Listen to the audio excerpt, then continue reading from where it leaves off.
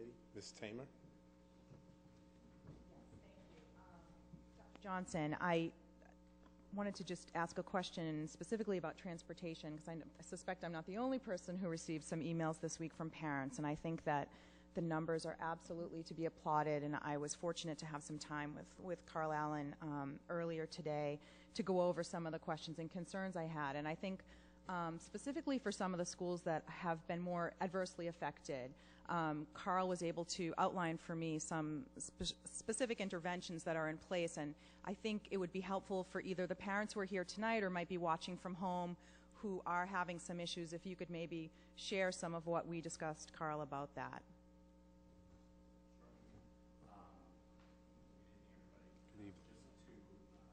To elaborate, what we shared with you was some data on some of the schools during the first week, the first several days of school, where we identified as having the most problems, the most late buses.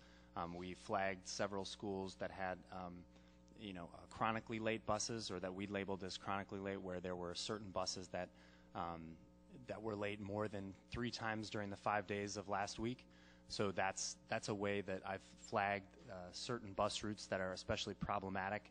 And when I say the bus routes are problematic, I mean that somewhere along the route there's a problem.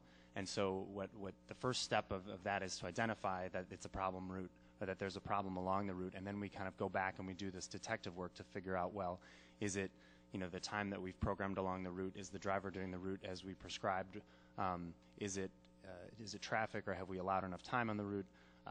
Is there a problem in a previous school, perhaps, or with a previous route that's causing a problem here? Are there issues along the various stops? So there's a number of possibilities, and we have to kind of just go back and piece through it and figure out what that is. So the first step was identifying those problem areas, and we feel we have identified, although we feel good about our overall performance, we have identified some problem routes that we are addressing. Some of those, again, and the reasons, as we're starting to discover, are as varied as I mentioned, and more, and some that we have to do even more and more digging and interviewing and observations and sending people out to stops to see what's going on. But we're doing that, and we feel really good about that we're at that place already this year where we have a system that's stable, that we're able to then target specific bottlenecks and go out and act and fix them. There have been some particular cases that we've addressed already, and where we've seen just improvements over a matter of days to address those things. And the good news is that barring major changes with new kids being added and such, once we kind of have a route fixed, and then there tends to be just sort of stability gets built in over time.